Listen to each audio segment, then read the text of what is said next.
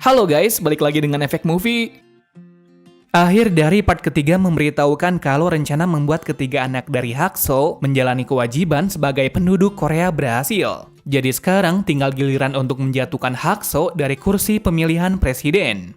Nah, tanpa banyak basa-basi lagi, kita ulas ceritanya. Tapi sebelum kita menuju topik utama, jangan lupa untuk klik subscribe dan nyalakan lonceng notifikasinya agar selalu mendapatkan update seputar alur cerita film dari kami. Dan berikut alur cerita drama City Hunter Part 4 versi Efek Movie.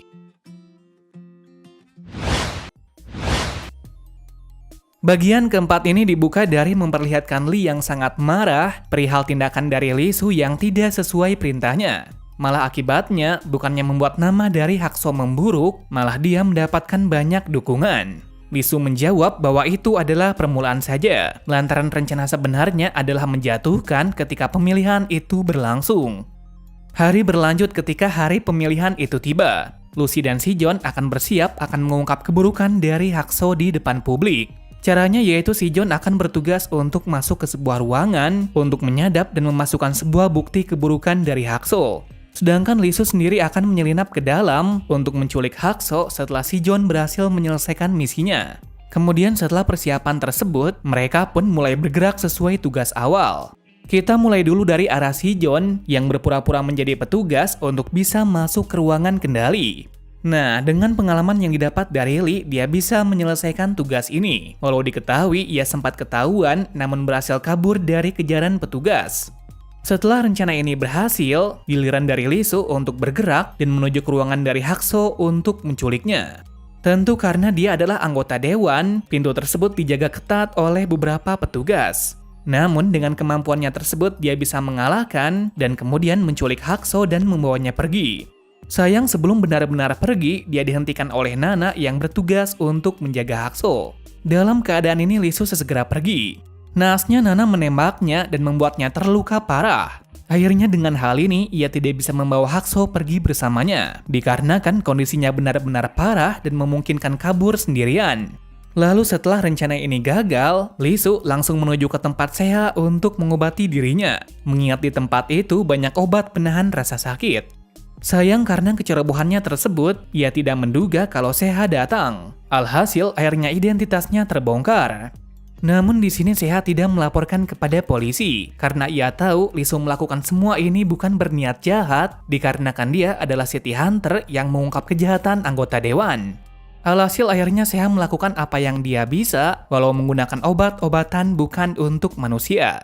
Tetapi hal ini lebih baik daripada tidak melakukan apapun untuk luka tembak seperti itu. Dengan bantuan ini Lee Soo sangat berterima kasih kepadanya. Nah, agar tidak membuat semua curiga, Lee Soo tetap akan bekerja seperti biasanya. Untungnya dengan ia yang berpura-pura baik, tidak ada yang mencarinya satupun kecuali Nana. Tampaknya Nana sedikit mencarinya, tapi untungnya ketika dia bertanya kepadanya, Nana menjawab kalau ia tidak sempat melihat wajah pelaku kemarin. Ternyata bukan Nana saja yang mulai mencurigainya, tetapi Jaksa Kim juga demikian. Ia bisa mendapatkan bukti tersebut dari sebuah IP dari peretas CCTV yang mengarah ke tempat IT kepresidenan. Untungnya pula saat itu Lee Soo menggunakan IP acak, jadi Kim tidak akan bisa menemukan dirinya. Usai pulang dari situ, Lee marah kepadanya karena dia telah gagal akibat tidak bisa membunuh salah satu penjaga yang menghentikannya. Padahal jika dia tidak menggunakan emosinya, maka hal itu akan berjalan lancar tanpa dia yang terluka. Lee Soo menjawab kalau dalam perencanaannya balas dendam, ia tidak akan membunuh orang yang tidak bersalah. Mendengar hal itu, Lee semakin marah dan mengancamnya jika sampai dia melakukan kesalahan lagi, dirinya akan mengambil alih target dengan caranya.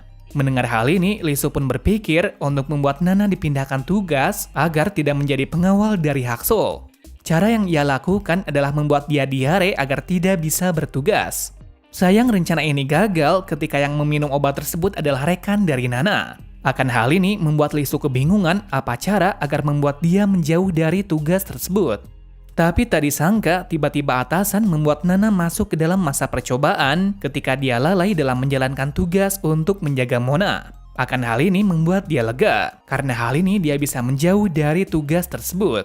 Jadi pada rencana penculikan nanti tidak akan ada masalah lagi. Namun akibat hal tersebut juga membuat Nana frustasi dan marah-marah. Keadaan ini benar-benar dimanfaatkan oleh Lee Soo untuk menghibur sekaligus mendekatinya untuk menghiburnya. Hari berlanjut ketika hari pidato pemilihan tiba, di mana Lee Soo dan Si-jeon sudah bersiap untuk melakukan pergerakan untuk mengungkap keburukan dan menculik Hak-soo. Namun di satu sisi ada sebuah kabar yang tidak baik, dikarenakan tiba-tiba petinggi pertahanan mempekerjakan Nana kembali untuk menjaga Hak-soo. Hal ini benar-benar buruk mengingat Lee Soo tidak mengetahui hal ini. Adegan berlanjut dari Si-jeon yang berhasil masuk ke dalam kendali dan menyiarkan keburukan dari Hak-soo di tengah acara. Akan hal itu terjadi kerusuhan karena masyarakat merasa dibohongi. Dalam suasana yang pecah tersebut, Hak-soo dilarikan ke sebuah tempat agar tidak dimasa oleh masyarakat. Sementara Kim yang mengetahui kejadian ini menduga kalau ini adalah ulah dari City Hunter. Alhasil akan hal itu dia pun mencari dan akhirnya menemukannya. Dalam keadaan ini, Lee Soo benar-benar tersudut karena fisiknya belum fit karena luka tembak yang terjadi beberapa hari yang lalu. Akan tetapi ia berhasil kabur dan menemui Hak-soo. Tetapi saat itu tak disangkanya lagi menyandra Nana agar tidak tertangkap oleh Kim maupun City Hunter. Keadaan yang tak disangka ini membuat Lee Soo dan Kim terkejut dan mencoba bernegosiasi dengan Hak-soo. Tetapi Hak-soo menolak dan hampir menjatuhkan Nana dari lantai atas. Melihat hal itu, Lee Soo tidak membiarkan jatuh dan menyelamatkannya. Sayang hal ini membuat efek buruk baginya. Lantaran akibat hal itu, tangan kanannya terluka parah.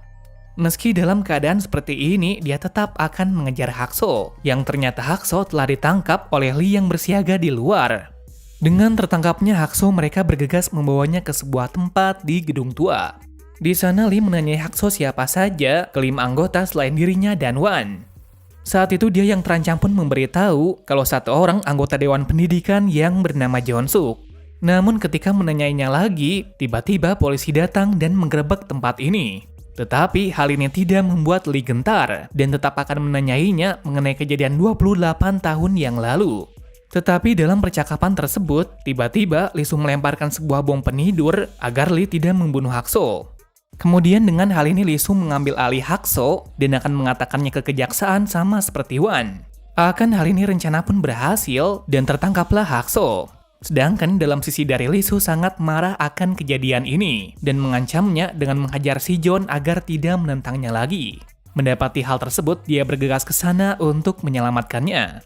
Selain itu dia juga memberitahu dan sedikit menyindir apakah dia melakukan balas dendam ini demi 20 pasukan yang telah gugur pada 28 tahun yang lalu. Atau dia balas dendam akibat yang merasa bersalah karena dia yang masih hidup sendirian. Selepas dari situ Lee Soo langsung kembali ke rumah untuk beristirahat dan mengobati dirinya, mengingat luka pada kejadian ini lebih parah.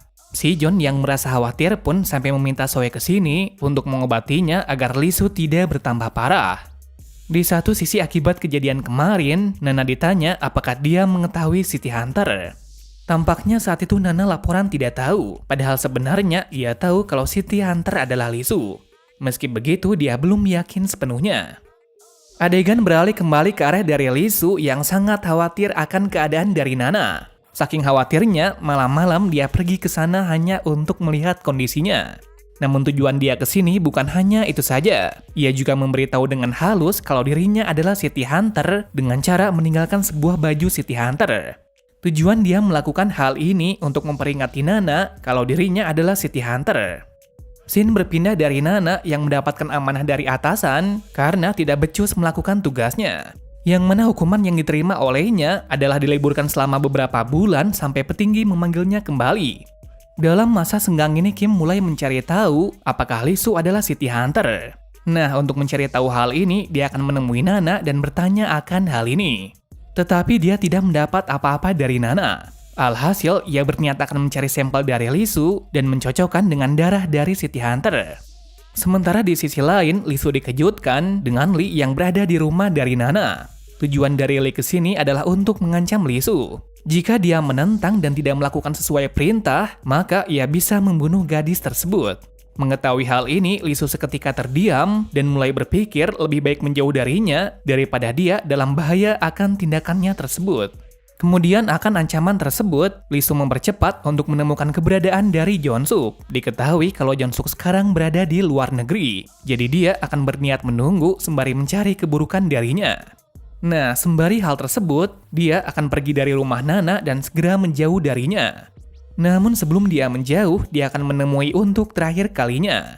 Tetapi kesan pesan tersebut Lee Soo tidak sampai secara baik. Malah dia mengatakan dan memaki Nana kalau dia adalah cewek gampangan. Ia berkata ini dengan tujuan dia membencinya dan menjauhinya. Akan tetapi jawaban tak terduga muncul. Nana berkata entah dia berkat jelek tersebut dia tetap mencintainya. Hal ini semakin membuat Lee Soo bersedih dan langsung pergi. Mengingat ia tidak ingin membuat Nana mencintainya lebih dari ini. Setelah hal ini Lee Soo kembali pulang sembari merenungkan apakah keputusan ini adalah terbaik. Dalam masa istirahat ini ada sebuah kabar mengenai Hakso yang sekarang menjadi medis sebelum dibawa ke penjara. Nah, terlihat dalam berita itu ada sebuah hal tak terduga di mana Lee berada di sana. Tahu hal itu, Lee Soo bergegas ke sana untuk menghentikannya. Ia menduga kalau Lee akan membunuh keduanya. Ketika di sana Lee Soo terlambat karena Lee telah membunuh kedua dewan tersebut. Ia memang membenci hal ini, tetapi yang lebih parah dalam melakukan hal ini, Lee juga membunuh kedua penjaga yang menjaga mereka. Akan tindakan tersebut, Lee Soo datang ke markas Lee dan mengungkapkan keluh kesahnya apakah dia tidak merasa bersalah membunuh seseorang yang tidak berkaitan. Lee menjawab ia tahu hal ini. Tetapi hanya cara itu saja agar bisa membunuh kedua dewan tersebut tanpa ketahuan. Perkataan tersebut membuat Lee Soo marah dan berjanji akan menghentikannya jika dia melakukan hal tersebut lagi. Namun hal itu dibantah balik. Jika dia mau menghalangi, dirinya bisa saja membunuhnya. Akan tetapi hal itu tidak membuat dirinya takut, karena itu lebih baik daripada ada korban dari orang yang tidak bersalah. Dengan hal itu dia pun pergi. Ketika di luar dia sudah disambut oleh Kim. Kim berada di sini karena mendapatkan bukti kalau dia adalah seorang city hunter. Hal ini diperkuat lagi dengan kedatangannya ke tempat dari Steve Lee. Namun saat itu Lee Soo berhasil membantah kalau dia berada di sini karena urusan bisnis. Meski mendengar pernyataan tersebut, Kim tetap mencurigainya. Jadi untuk membuktikan kalau dia adalah city hunter, cara satu-satunya adalah mengambil sampel darah milik Lee Soo. Nah, untuk bisa mendapatkan hal tersebut, Kim meminta bawahannya untuk mengikuti Lee Soo kemanapun dia pergi. Lalu usai kabar tersebut, Lee Soo mendapatkan sebuah kabar yang mengejutkan dari Sohee, yaitu Kim adalah anak dari Jeon-suk. Mengetahui fakta ini membuat dirinya kesal, karena selama ini dia memberikan pelaku terhadap anak yang juga termasuk pembunuhan 28 tahun yang lalu.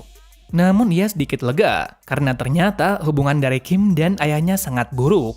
Entah apa alasan mereka berdua bisa bertengkar, pasti itu akan berkaitan dengan kasus 28 tahun yang lalu.